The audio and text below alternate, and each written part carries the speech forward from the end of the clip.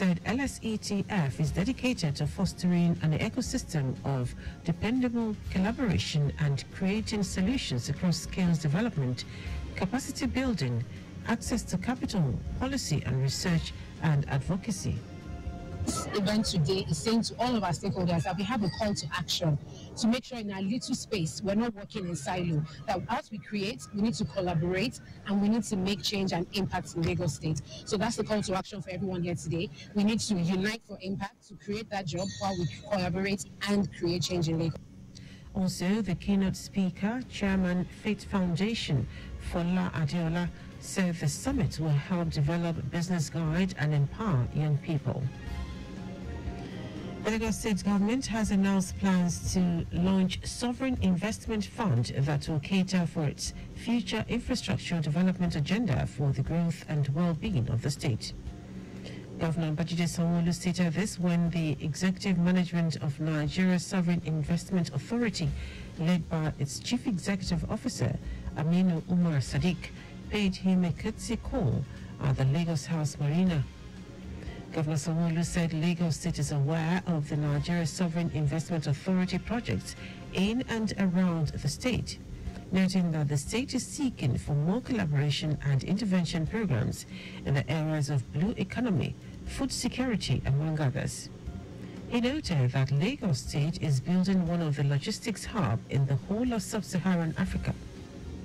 We have an airport project that we've conceived. We also have the rail projects that we've done. You also might want to take a view and write us a check, put up a concession there, and we go do some other thing. We also have a film city, which is also outside of Lagos. So if you look at your risk appetite and you want to diversify, not necessarily in agriculture alone, there are investments that we have in Lagos that you might want to look at. The only problem we have, we don't like people wasting our time. If it is not happening, leave us alone. If it's going to happen, we want a quick turnaround.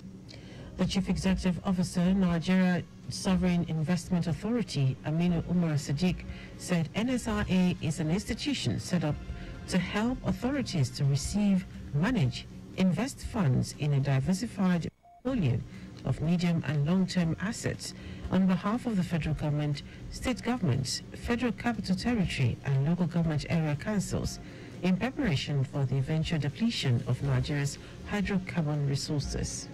Any complex, consequential projects that the government wants to undertake, NSI is always the first to put its hand up to come up with solutions in order to aid the execution of these difficult problems, whether it's in roads, whether it's in fertilizer, whether it's in agriculture. The way the NSI has structured itself, the effectiveness of its operations, of its recruiting processes, its transparency and its governance credentials, NSI continues to be that important partner of choice.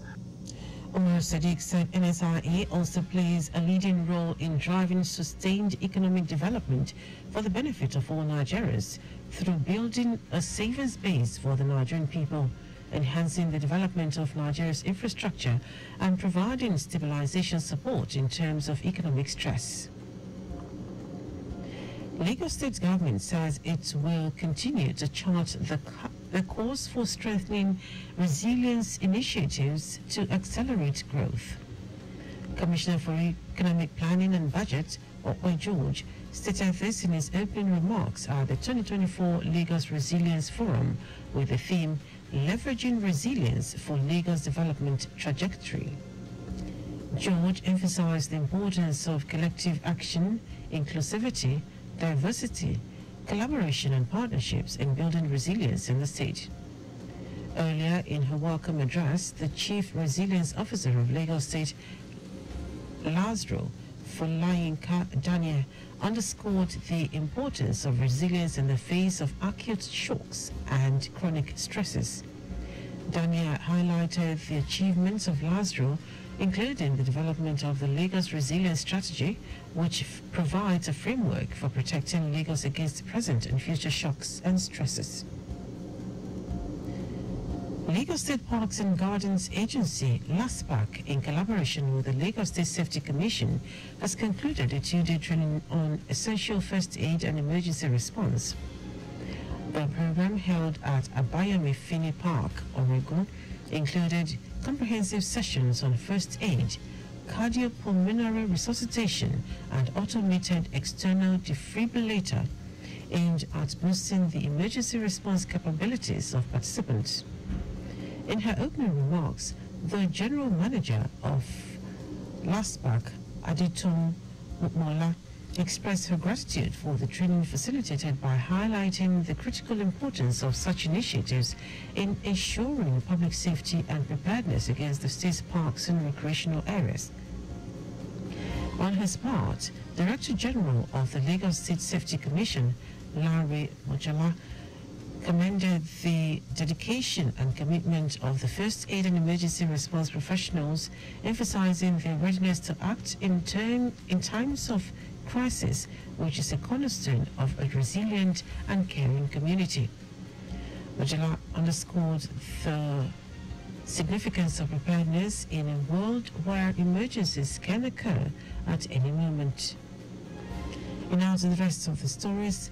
The chairman, Federal Inland Revenue Service FIRS, Zak Adidiji, has urged state governments to brace up for the tax reforms about to be released. Adidiji emphasized the importance of a robust internal generated revenue IGR system at the 155th meeting of the Joint Task Board JTB in Suleja, Niger State. He enjoined the state government on the need to optimize revenue collection for socio-economic and human development. Adidiji acknowledged the ongoing tax reform efforts led by the Presidential Fiscal Policy and Tax Reforms Committee, which, according to him, will impact revenue generation across all government levels. Stakeholders in the health sector have urged the federal government to increase the budgetary allocation for the sector in order to bridge the gaps in service delivery. They made the call at the Lagos AfriHealth Conference and exhibition themed Rapid Growth of Healthcare Entrepreneurship in Lagos State. Lagos State Chairman, Healthcare Providers Association of Nigeria, Biola Paul Ozie, called for a more innovative approach to tackle a mirage of challenges facing the sector.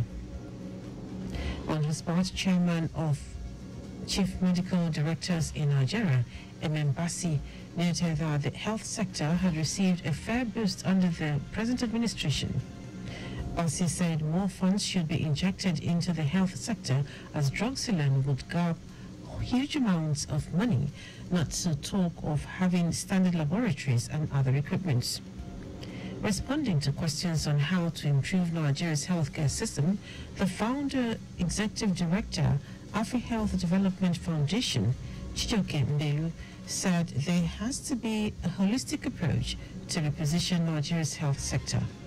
About 15% of annual budget should go to health. Okay, so far in this country, we've been having 3%, 5% and low for healthcare. So if that continues, there is no way. So when we have meetings like this, conferences like this, we keep telling the government, look, we are suffering. We are not doing well. We are not there yet. Because when there is increment in the budgetary allocation, hospitals will be able to buy more equipment. Banks will be able to issue out money because some of this money will go to the banks to finance healthcare projects.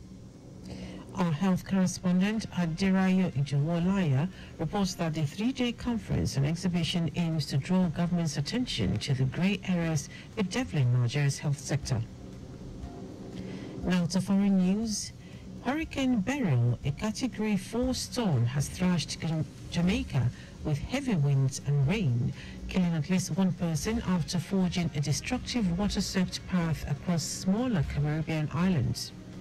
The death toll from the powerful Category 4 hurricane climbs to at least 10, but it is widely expected to rise further as communications come back online across drenched islands damaged by flooding and deadly winds.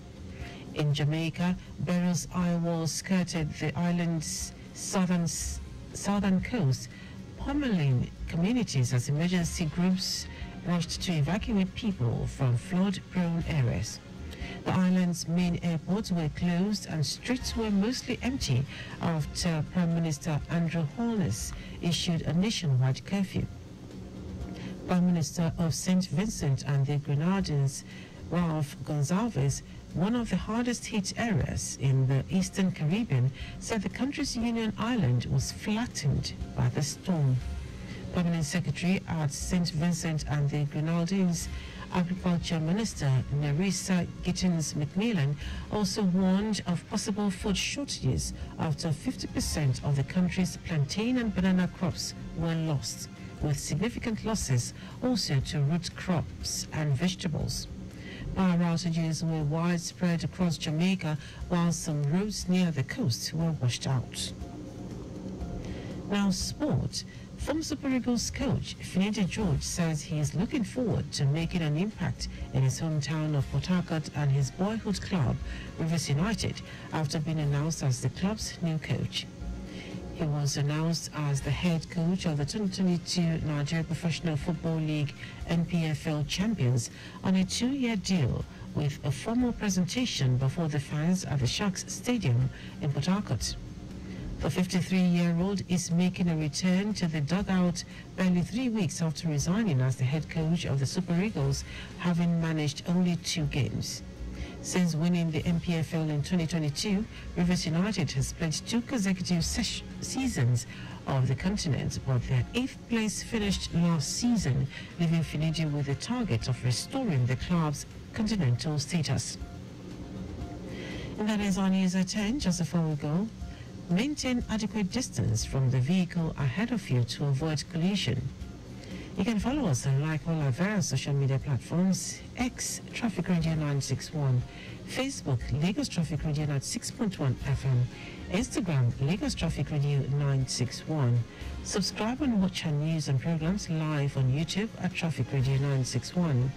You can also visit our website at trafficradio961.ng. Did you know that the Sanwo-Olu administration deployed traffic lights and CCTV cameras in strategic places in the state? You can get more details on the Lagos State Government website. To end the news, are the highlights of major stories.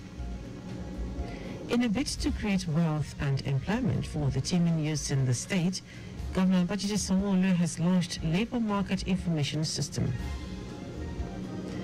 The Chairman, Federal Inland Revenue Service, FIRS, Zach Adedeji, has urged state governments to brace up for the tax reforms about to be released. We also told you that Hurricane Beryl, a Category 4 storm, has thrashed Jamaica with heavy winds and rain, killing at least 1 person after forging a destructive water-soaked path across smaller Caribbean islands.